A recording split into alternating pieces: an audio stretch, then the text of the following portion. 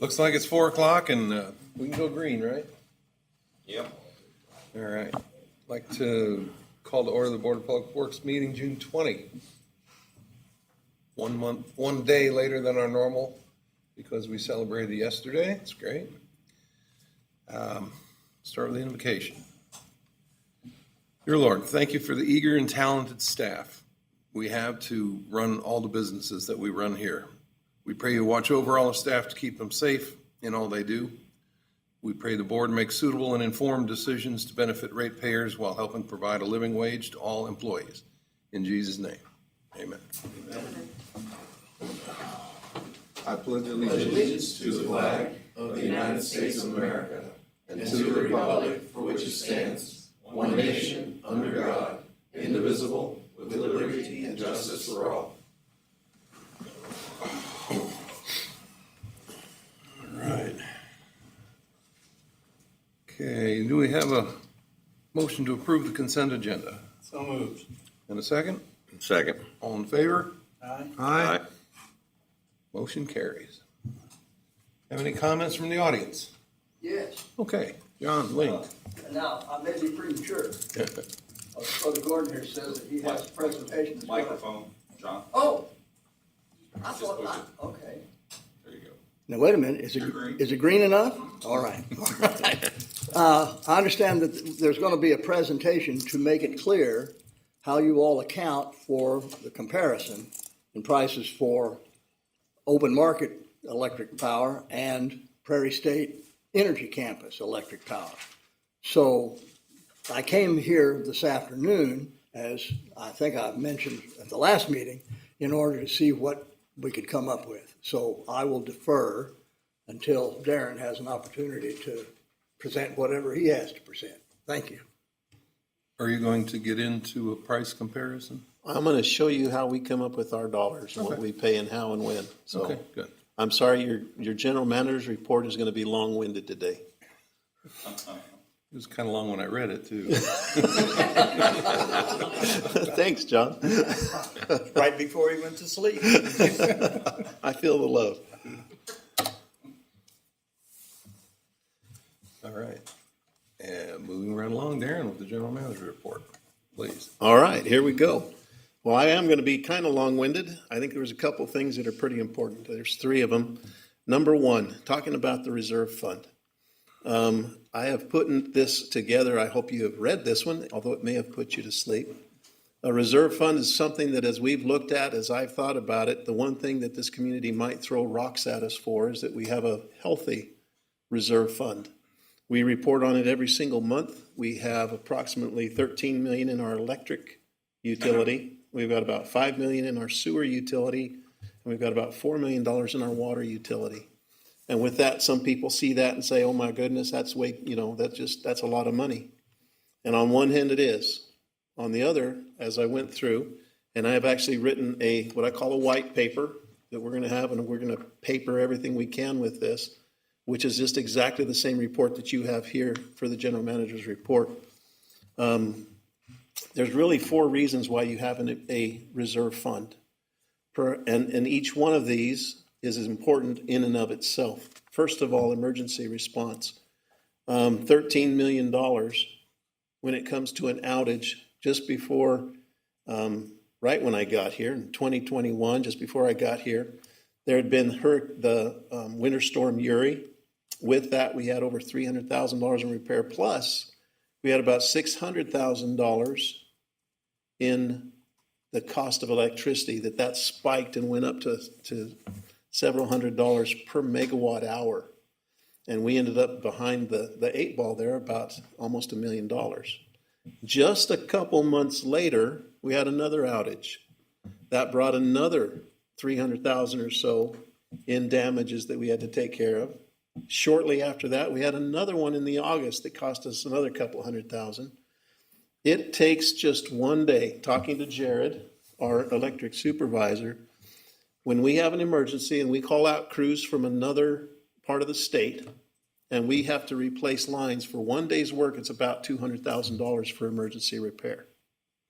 It does not take long for us to see that emergency backup and money is required, and it's very, very beneficial to us. So that 13 million can go away very, very fast.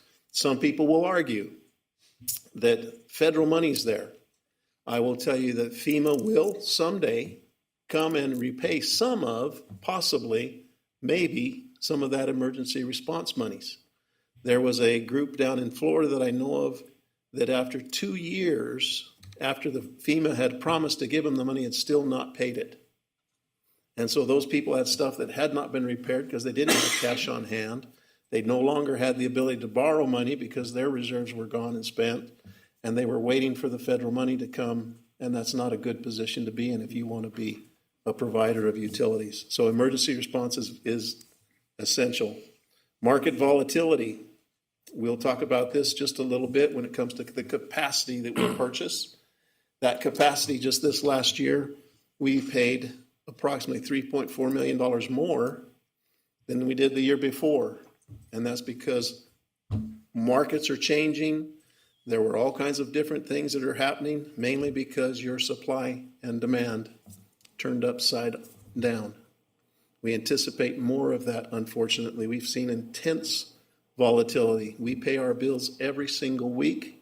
We had 1 week that hit $500,000 this last year, while just a few weeks later it was down to $200,000. That kind of volatility, because we have that reserve fund, we're able to absorb that, look at it over the long term, and make sure that our customers keep the very best rates we can possibly provide.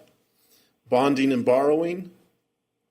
We hear a lot about going out and having, in order to get money, you actually have to have money.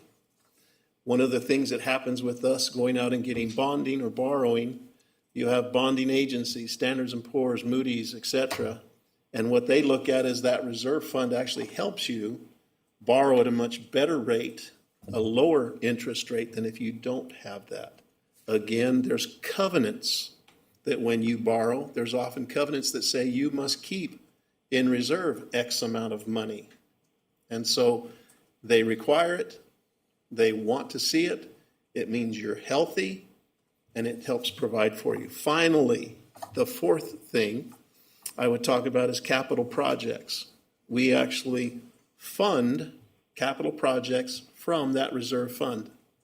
We have in our budget that we've already presented to you and approved, Paul's going to be presenting it to the city council this evening.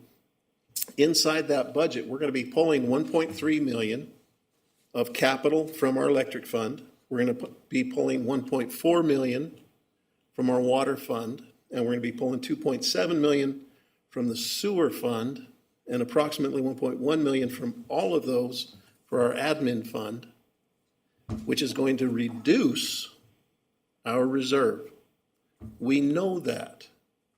We have planned for it. We have a plan for those things to happen. And so we're keeping it within the bounds of our reserve policy.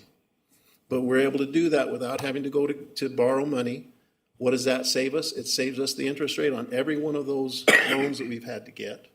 It helps us be in control of our own destiny. And again, it keeps us healthy in that strata of what we have for a reserve.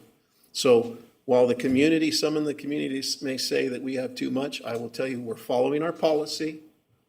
It is serving us very well. It's serving this community very well. And while we're looking at some rate increases, it is also maintaining right in with that band of what we're supposed to do. And we are healthy, very healthy financially because of the planning, because of the reserve, and because of how we're managing it. Any questions on that? Yes. For the sake of Mr. Ling's answer to his question and anybody else listening, I don't remember the exact term, but in 2021, people in Texas received bills that were normally a couple of hundred. Now it's $5,000. The pricing structure allowed under their system allows those utilities to absorb fluctuating costs, and they'll just add a certain amount of profit, if you want to call it, on top of that. That's a pricing structure that we don't enjoy. The pricing structure that we have to deal with is variable costs while we keep the rate the same. Can you spend a few seconds going over the difference in those types of things? And I know there's a word for it, I just don't remember what it is. Absolutely. It's called a PPCA, or a purchase power cost adjustment. And that's what happens is their utility has the authority to make that adjustment every single month. And so what happens is, as the cost of power fluctuates, they make that adjustment. Before I came here, I had that authority. And what we did is we took a 12-month rolling average, and as we had prices fluctuating, that 12-month rolling average adjusted for it, and we would increase and decrease costs just by a few cents per kilowatt, and it helped track it. And over time, sometimes the trend was up, sometimes the trend was down, but that's exactly what they had. We are not able to do it because of our charter language. Our charter language says, in order for me to make an adjustment, we have to have a month's worth, we have to have a public hearing, we then post it, we then do the change, and that's how it happens, and that's too cumbersome. We can't do that every single month. We'd be coming to you with a rate change, and that's what that PPCA does. Another utility that is local is Liberty. Liberty Gas does the exact same thing. You have fixed costs, we know what those are, and then you have an energy cost, and as that fluctuates, they pass that fluctuation straight on to their customers. And that's called a purchase power cost adjustment. Is that few enough seconds, and does that cover it? So absolutely, and that is a very, very, very common rate structure throughout the nation. Thank you. You bet. Thank you. Great question. All right, if there's nothing else on reserve fund, let's go to the next. We'll ask you, gentlemen, if you want to turn around. I've got some pictures for you to kind of talk about what we're doing with our power.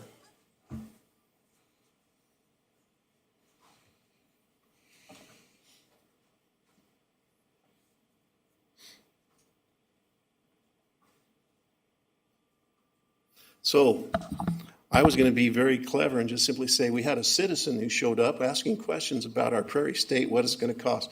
We'll just say it was Mr. Ling, and it's okay if that's all right with you. I got several titles. Awesome, sounds good. I'll only use that one. I've heard some of them, but we won't go there.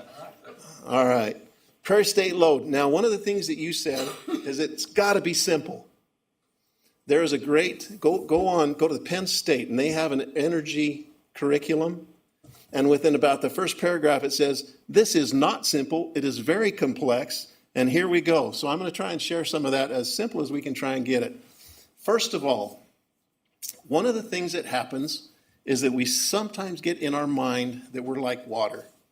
When it comes to water, in the mornings, everybody wakes up in the morning, they flush the toilet, take a shower, get ready for work, and off they go. When what we've done is all night long, we've pumped water into those water tanks.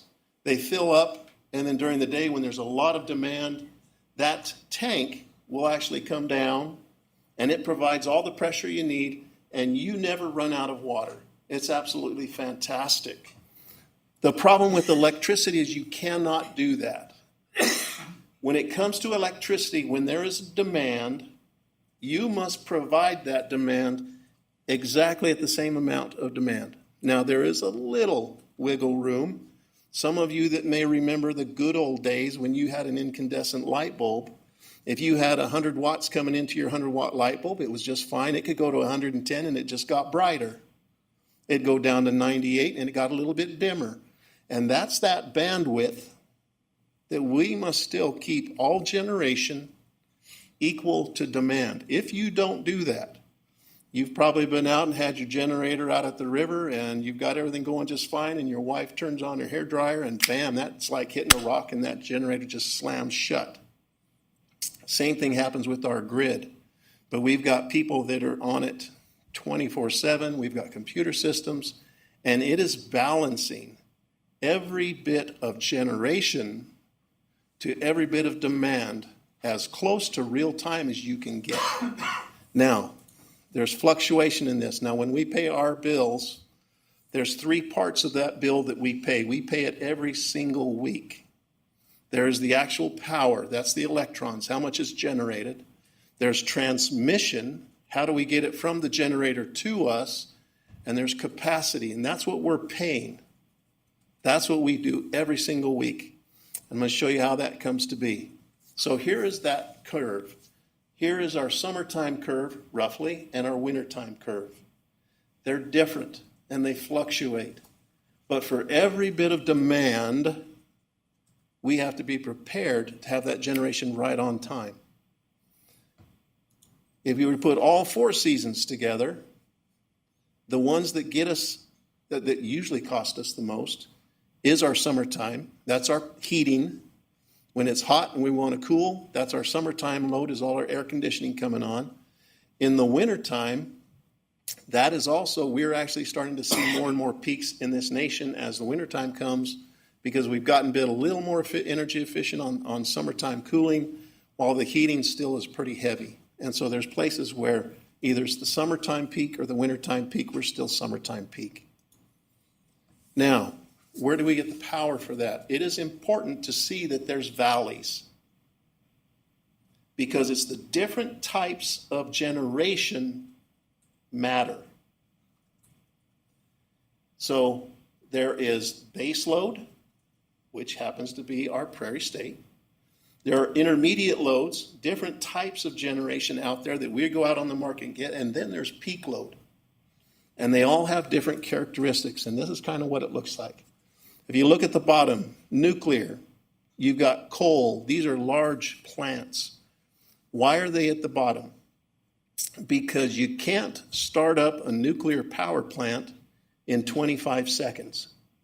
It takes days to really ramp that sucker up. It also takes days to ramp it down, because they become dangerous if you do it outside of that parameter. You also, at the very top, you've got gas peaking. Some of those, they have what's called a rolling reserve. They've got flywheels that they keep those suckers spinning all the time. They're not generating anything, but when it's called for, they can throw in a clutch and it hits, and they've got generation within seconds, if need be. Each of those have a different cost. Now, these aren't exact. However, it illustrates clearly down at the bottom, that base load, such as Prairie State, is a very inexpensive cost. While as you go up through that intermediate, all the way up to that peaking, those guys that are peaking, they don't sell very many megawatts in a year. But when they're needed, they've got to be available instantly, and you're going to pay a premium for it. And it is many times higher. Thus, you go back to Uri, Winter Storm Uri, we were paying $600 a megawatt for that, because they had sat there waiting for years for their chance to turn it on, and they've got to make their revenues. So we may not like it, but there's a value, there's a real need, and there's an important part that they play, because if the whole grid goes down, you got blackouts that are statewide, nationwide. It's bad news. And so when we start saying, how do we compare all this? So again, here's showing what the difference is. You've got operational flexibility. You can call it almost any time.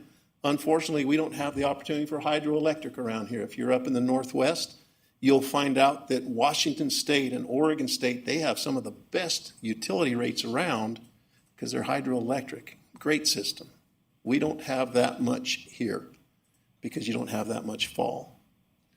Coal and nuclear, they're very inexpensive, but their flexibility is really poor. You put in combined cycle, you put in simple cycle turbine systems that are ready to go at the turn of a key. They have more flexibility, but their cost is absolutely sky high. And so this is what our daily load looks like. That base load, which we purchase, is from Prairie State. That peak load, we, at times, summertime, wintertime, when we know we need more kilowatts, megawatts, we go out and we hedge those costs. So we go to the market and we buy that intermediate load, and it's usually at a market price, but it's still at a price where we're trying to reduce volatility. We try and do our best, but I'm never going to tell you we got the cheapest power ever, because we've still got to go to the market to get it. And then all those little blocks that you see in here, these are the LMP day ahead pricing that you're saying, how do we compare? So what your question was, is you were actually asking, how do you compare apples and oranges? And that's where I'm telling you, you can't do it. If you want to compare base load costs, let's compare base load costs. But if you want to compare your day ahead to your base load, we can give you a number for the base load that's close, and we can give you some of that, which is for the day ahead. But let me show you the volatility of what we're talking about. Here's your daily usage. This is for spring, fall, winter, and summer. Here is an average day. This is just days that I picked right out of that. Here is springtime. This one was down to $19 here and up to $40 here. Let's go to summer. Here was a low of, there's $45.08. Hot dog. That's still higher than any springtime dollar amount. And it went up to, we got 126 here. So it's still 2.5 times. And yet, how do you compare that 126 to 19? And that equals all those little blocks, those little squares that we're filling in to make sure that we're providing power at every single minute of the day. How do you compare that to your base load power? I can give you a number, but there's your variability. Here's what it looks like on a graph. That's your cost for the summertime. There's usages down here. The green, there's your wintertime costs. You see peaks on usage, but that's the variability. How do we get you that number? Now, the other thing I'll tell you is we're also being as transparent as we possibly can be. This is an LMP. This is what Paul will talk about even today. We have it in our report. We have it every single month. This is looking at an average. So we take every one of those days in 1 month, we average it, and this is the cost for your locational marginal pricing. That is the same as a daily day ahead pricing. We buy that every day. We go to the market. This is what we're paying. Now you'll see that volatility again. That highest peaks, that was last year's. A lot of that was hitting because of both the market, everything that's going on. The year before that, if you go back to the year before, we were down in the $20 mark. We got excited when it went from $20 to $22. We're almost back down, and yet it's already back up to $30 to $28 average for this month. So that's the difficulty of saying, here's what our base load cost is, and here's what our day ahead is. Now let's talk about transmission, because this adds a little more fun and volatility to it. Transmission, how do we get it from the generator to us? This is a map of all of the larger lines here in America. So when we talk about the national grid, we are really located in the MISO market. However, we're still able to get, and I'll show you the MISO market here in a second. There's also the PJM, which used to stand for the Pennsylvania, Jersey, Maryland area. There's the northeast, there's the southeast, there's the SPP, there used to be the Western Area Power Authority. There's several of these, there are about 13 in the nation. We're stuck in the MISO area, which is fine. But we're still able to, with transmission, I can go buy power in Amp, Ohio, or I can get it from Washington. And if it makes sense to get it across all those lines to me cheaper than anywhere else, I can do it. Here we are in the MISO area. This is us. We're in Area 5, the AMO CWLD. We're able to work with them, but MISO is the governing body that takes and controls and makes sure there's enough transmission through. There's transmission lines that are currently being proposed, billions of dollars of assets to be put into the ground to improve the amount of electricity that can be pushed. We have the grain belt. That's part of that. It is a large AC line that's going to be coming across from east to west, west to east, connecting Indiana and Kansas. All of that said, we still have to pay the bill. This is a entitlement list. So every year, our consultants help us and we go out and they look at all the lines. Now that map that I showed you was all the big lines. These are lines that we get to touch, and you can see on the left, there's Keokuk, and there is Mexico, and there's all of these, and those are different named lines that we can go out and say, all right, we need to have a piece of this, we may be using this, and there's a cost associated with each one of those lines. We're given entitlements to them. However, when it still comes time to use them, it costs us money. This is a recent bill, June, just earlier this month.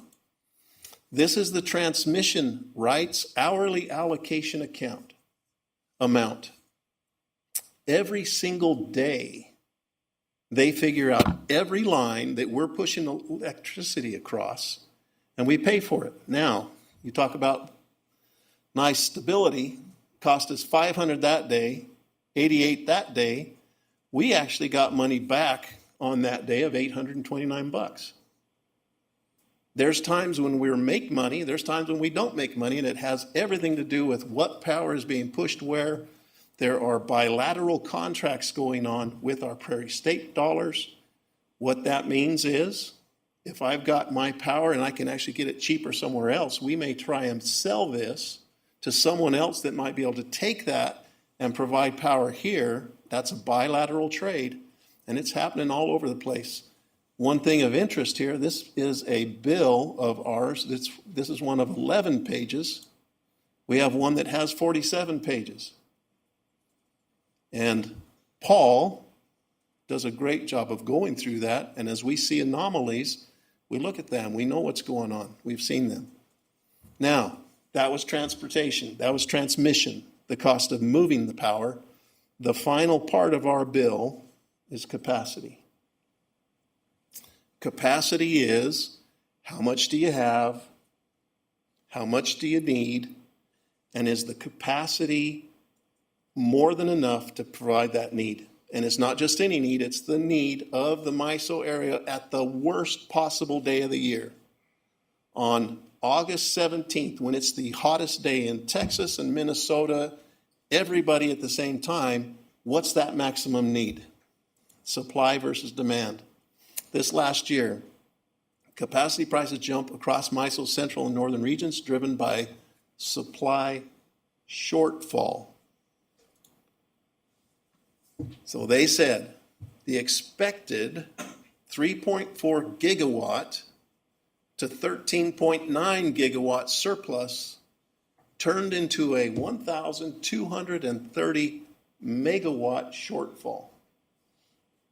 So for the first time that I've ever seen, I've not seen everything, I'll admit, but for the first time, that supply versus demand swapped.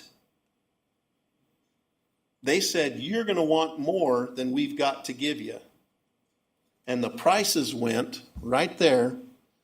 Usually they were in $2, $5, $10 to $236.66. That new capacity, and what they do, they go to an auction. There's even more complexity, and I'll tell you, no, I won't tell you about it. There's an auction that they go through, and MISO administers it, and all of the generators are involved, and all of the purchasers are involved. But that market is an auction price. And that $236.66 equated for us into these numbers right here and here. That's our capacity. This is part of our bill. Here is, let me go back one, 47 pages of bill. Up here, for this time period, we were paying $12,019, $26,000, $20,000 a day for our electrons, for the power. But these lines right here, if I can get my arrow, right here and right here, was every day that we paid for capacity for the last 365 days, and that was $8,989.71. That's from the number of megawatts that we have to buy to cover our summertime demand every single day of the year.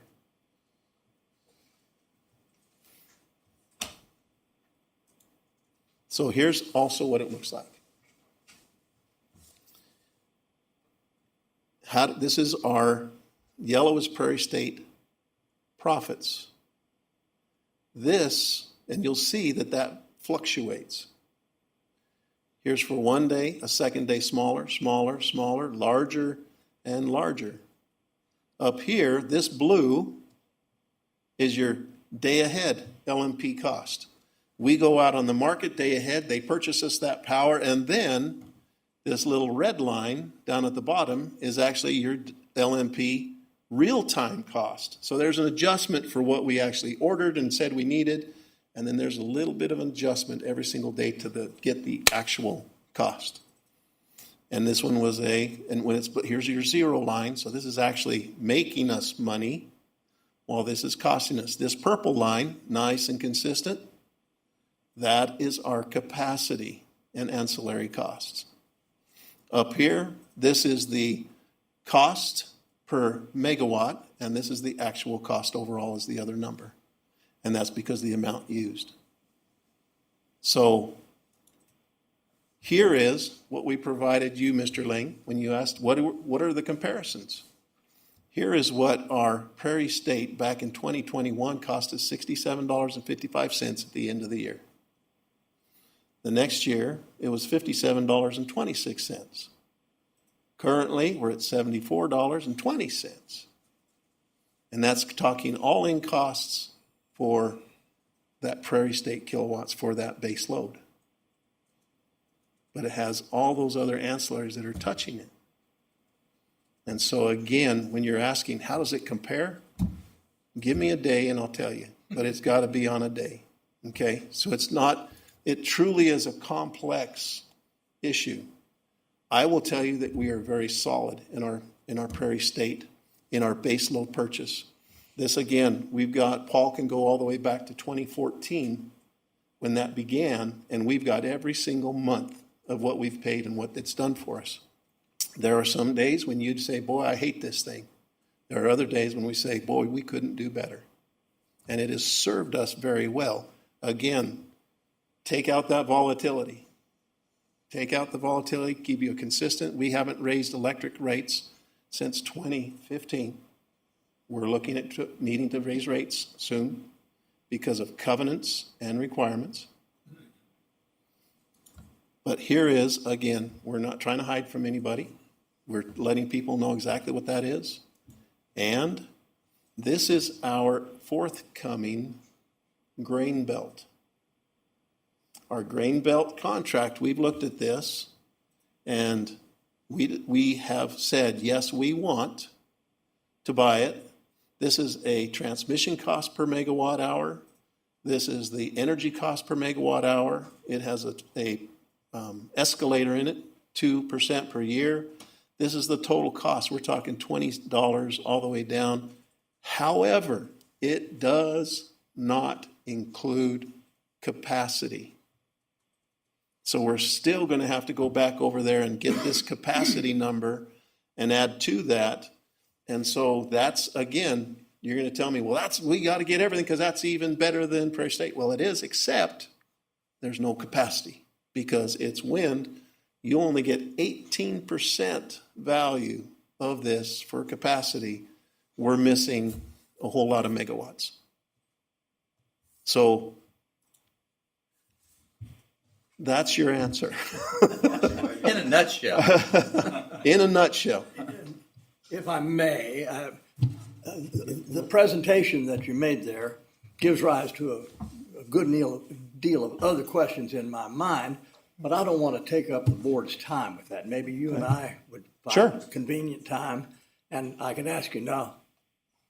The basis of that is I go all the way back to where we generated all our power here on the riverfront. Okay. And followed that up through Union Electric and Ameren UE and whatever the heck it's called now.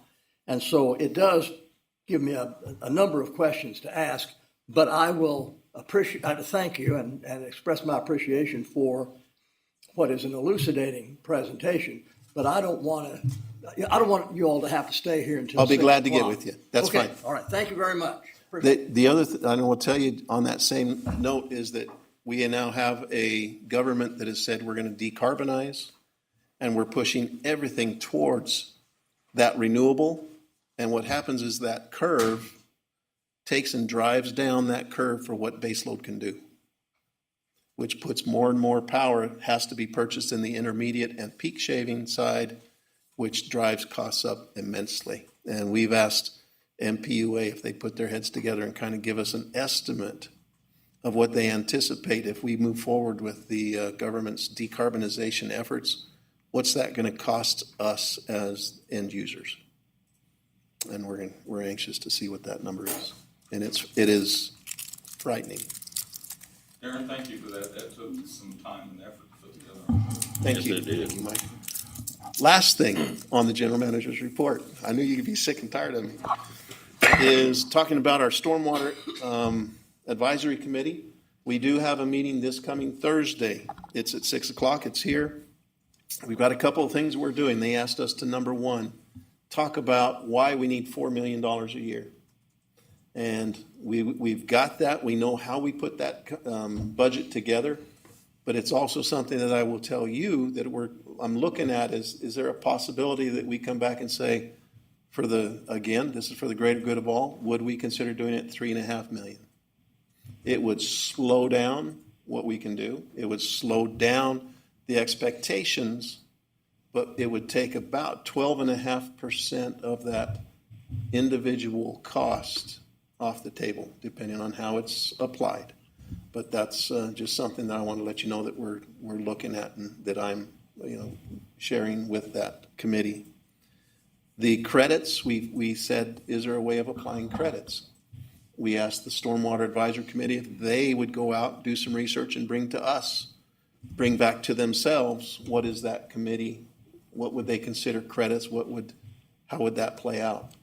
The third thing they asked is, what about if we put a cap on it? Some of the folks that have larger area impervious surfaces, if you put a cap on it, we recognize if you put a cap here, it's going to raise the other end of the stick, that the lower income folks, that those that have smaller impervious areas, they will be paying more. And so what does that look like? And our consultants have provided some of those numbers, and we will be sharing that with them. I also want to talk about the end game. How do you come to a consensus? I'm going to talk a little bit about the fact that not one of them is going to be 100% for it. Nobody wants to give themselves a tax. Nobody likes it.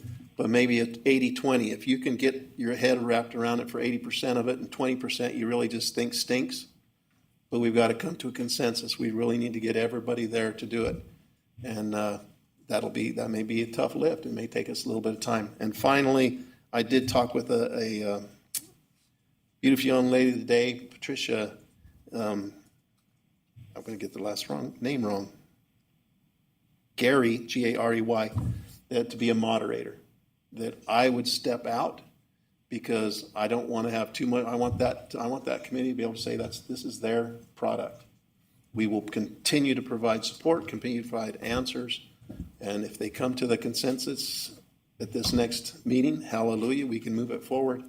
But that's the things that I'm considering at this time. And that is the conclusion of my general manager report, unless you have questions for me. Anybody have questions for Darren? No, thank you. No, thanks very much. A lot of work. Yes, Matt. And thank you again, Darren. Yes, Matt, with the operations report, please. In light of Darren's long presentation, I'll try to keep mine fairly short. So, But effective. He's always effective, the most, yes. he's always the Just the most- facts. He's the most popular. I know why. First thing with the electric department, you'll see we had 28 outages over the past month. Of those 28 outages, 14 of them were animal related, mainly squirrels. We only had 2 related outages to trees. And so I think that's just, again, to further emphasize on how our tree trimming over the past few years has changed that role. Mm-hmm. We anticipate that this run on squirrels at this time is just because the new squirrels from the breeding getting out, not knowing exactly where to go or how to stay out of trouble. But I wanted to let you know that when we do put up new transformers, we put squirrel guards on it. We put coated wire up and help prevent these interactions. We do go out and as time allows. Explain the squirrel guard idea. I asked It's a somebody about wire it. cage that keeps them from accessing the hot part of the transformer is all I know. And it just snaps on the top there. Okay. And then like I say, we do put coated wire up, so it's like it's got the rubber coating on the outside that even if they would brush up against it, they'd have to get at that open connection in order to get electrocuted. So we do go out in slow periods, and try to address some of these high incident areas.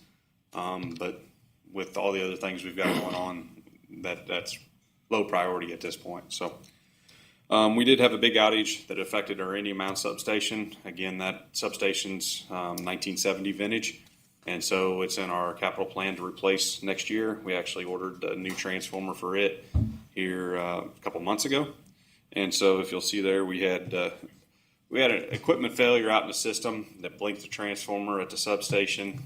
And since the equipment was old and out of date, it didn't handle it correctly, and it shut the whole substation down. And so they had to bring it back up, and they got one circuit back up, and it knocked another one back off. So you'll see we had roughly 2,900 people out at one time.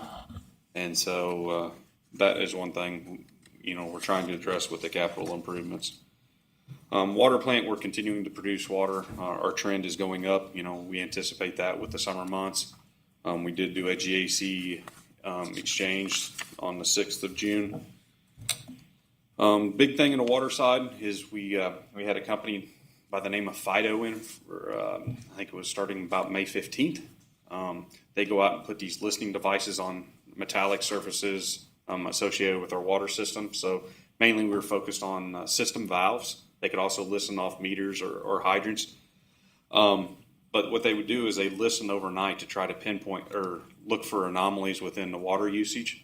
And then they go back and they pinpoint where those leaks were. They found 31 leaks right now. They got some other anomalies that they got to do some additional investigation on. But those are areas we weren't able to get to cleaning out the valve boxes. And so they're going to come back later in the year, finish up tracing down those anomalies, and go back to the areas where they did find these 31 leaks and make sure that we were able to get them corrected. Because sometimes you'll have a bigger leak that they'll find now, but if you go back after you fix that leak, there's another smaller leak that's in the same vicinity that they can't hear because of the big leak. So that took a lot of our crew's time. We went out and we visited roughly 2,000 valves during the month of May alone. We'd have a crew go out and make sure that the valve was up to grade. If it was buried, they'd mark it as buried and move on. Then another crew would come back and raise it up to grade. We also had a crew running around with the vac truck, and they were cleaning out valve boxes because over time, just with rainwater washing road debris down in there, you couldn't get on the valve or whatnot. And so we had part of the sewer crew helping with that as well. So it was an all hands on deck event that ultimately we're satisfied with, and the fact that we're able to find these leaks. They weren't very big leaks. They were most of them were in the 1 to 5 gallon a minute range. But it also gave us peace of mind in the fact that we're not missing a big leak out there that is causing our water loss. So it allows us to move forward from the system loss side of things and start looking at some other things as well. Wastewater plant, we have a clarifier that is still down. We lost a bearing in it back at the end of April. We've ordered the parts, but since it's a 1993 vintage clarifier, nobody stocks those parts readily on the shelf, and they're having to machine it. Hopefully we'll have it in last week of June and then get it installed the week after the 4th of July. We were able to shut off the pump station on the stormwater pumping pond after the river went down, and they removed the floodgates and able to open up gate wells B and C. So we got we've got to go through the core paperwork and make sure that we do the maintenance on those pumps, since this is the first time they've been utilized since they were rebuilt after the 2019 flood. Everything else is pretty much standard throughout the rest of the report, unless you all have any questions. No, pretty ingenious way of tracking down water leaks. Mm-hmm. Any questions? So just one quick math on that. 5 gallons a minute, not a big leak, right? Well, that's 7,200 gallons a day. That's about 216,000 gallons a month, or 2,608 gallons a year. It's okay to go out and get those and shut them down. It is. It pays to do this. One thing they were real adamant about was when we dug up. I mean, they put a 2 foot by 1 foot box on the ground is where they said the leak was. So they wanted our crews to dig around, dig it down, dig around the pipe to make sure that they exposed the whole circumference of the pipe before we gave up on it. First, when we go out and we dig it up, they dug up 3/4 of it, and it wasn't leaking. The ground wasn't wet, and so they left it open out overnight. Went back the next morning, finished digging around the pipe, and when they got the pipe dug completely around, then it gave loose and was spraying even more. So they were able to pick up even minute leaks with this technology. So. Cool. Any more questions about the operations report? If not, Matt, could you move on to project? Water plant roof bid, said we tabled it last month. We made a decision to go back after talking with the engineer and internally to go back out to bid. It just seemed with only one bidder, it seemed awful high. We had nothing to compare it to, and we also did modify the plans slightly to limit or reduce the number of roof penetrations, which was a concern of our single bidder. So hopefully we get more bids, and we'll bring that back to you then next month. On the fin connection, construction's complete on it. The transformer tested out. We're working with the engineer on getting as-built drawings. We just got word the other day that the site remediation on where the line was constructed has been completed, and Jared's going to follow up with those landowners. And if everything checks out, then we'll go ahead and make that final payment to that contractor as well. So that's all I've got. Okay, thank you very much. Thank you. Again, I'm gonna throw one more thing out there. Matthew Jones, he just finished this last week doing the NISC kickover, going from our servers, us hosting it to the cloud. Is that the right way of saying that? Is that simple enough? Pretty close, yeah. He can get into more detail on it, but just that alone, it was taking a dozen hours. That day, yes. He's been working on it for he's been getting ready for it for over a year. It got it done within that 12 hours, part of that day, and many hours later. It's been a gigantic lift on his part, and it went extremely well. Almost all of those, when you do it, are going to have some big glitches. He'd avoided almost all of those, and I just take my hat off to him. We don't know how good we got it with Matthew, so he can blush over there and be quiet, but he did a great job, and we need to report that. And that will help us with cybersecurity. It's going to help us with many, many things that he's done a great job there. So, Matthew, thank you. So in that, do we end up retiring equipment that we have here? So the equipment that it was currently housed on was actually slated to be replaced the next fiscal year as well. So yeah, it will reduce the overall load on the internal network, less power consumption inside the office as well. So it'll also save us on upgrade fees. So with our monthly hosting fees, every 3 years, that includes new hardware from the vendor, and they take care of that upgrade for us as well. Yep, that's So great. long-term wise, it's actually cheaper than what we were going to pay doing it ourselves, Mhm. believe it or Yeah, and you shift that responsibility to people who do that not, day in, day out. every minute of the day. Yeah. It's wonderful. It's a big, big job. Appreciate it. All right, Paul, financial report, please. Hey, most exciting for last, right? Stay awake. All right, so compared to last month, we're looking at May. Compared to last month, we did have another significant decrease in cash. Again, that's due to the fact that our purchase power has remained so expensive, primarily for capacity, like Darren mentioned. We did have a significant increase in fixed assets. This was due to our construction in progress account. We're continuing to reflect the ongoing costs of the 161 KV project that we just finished up. Those bills are still continuing to come in as we get everything paid for. Overall, utility-wide, total assets were slightly more than last month and down by about 3% from a year ago. Next page is our income statement, our profit and loss statement, if you will. So I'm going to sound like I'm beating a dead horse, but we did have a utility-wide net loss, again, of about $175,000. The total loss in the electric fund specifically was about $270,000, and again was due to a capacity that was not budgeted for.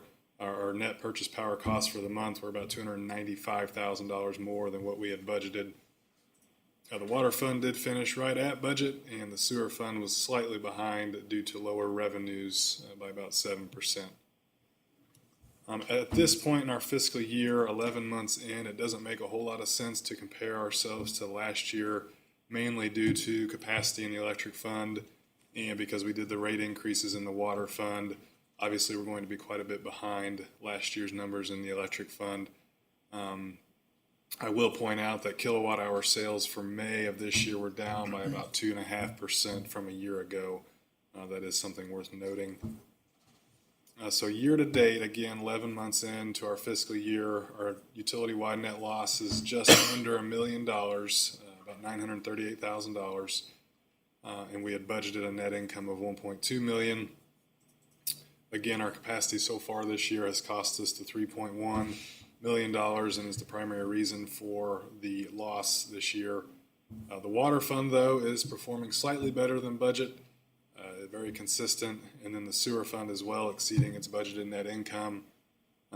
Both of the water and sewer funds are seeing higher revenues and higher revenues that are offsetting slightly higher operating expenses when compared to budget.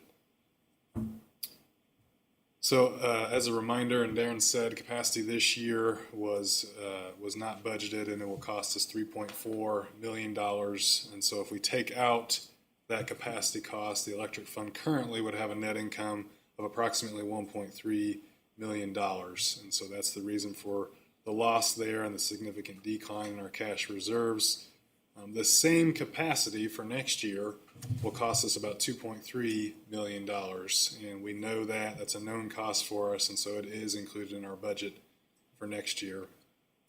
Something to note is that year-to-date revenues are within 0.2% utility-wide of their budget, and so that shows us that our method of keeping or budgeting revenues as flat from one year to the next is working out really well, just because of that unpredictability of the weather.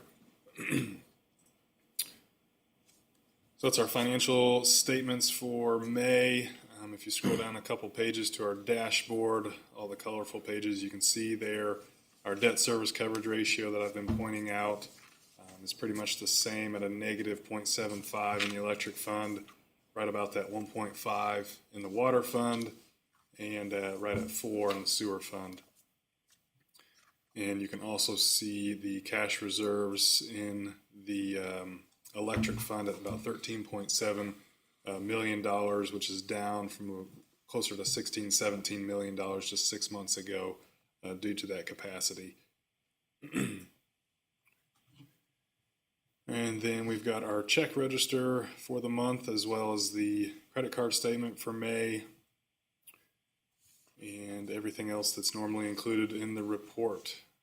And that's all I have for the finance report, unless anybody has any questions. On your investments, the U.S. Treasury bills. Yeah. What kind of terms do those have? Length of term? Yeah, extremely flexible. Are they? Yep, you can get anywhere from just a month. Most of ours have been in that 3 to 6 month range. Respectable interest rates. It really is. For a while there, they were doing a lot better than CDs. That has since come, very close. Sure. Just depends on your term. Okay. Just curious. Yep. So, Paul, based on continued cost increases, do you foresee an electric rate increase being required? in the future? If so, like how far out?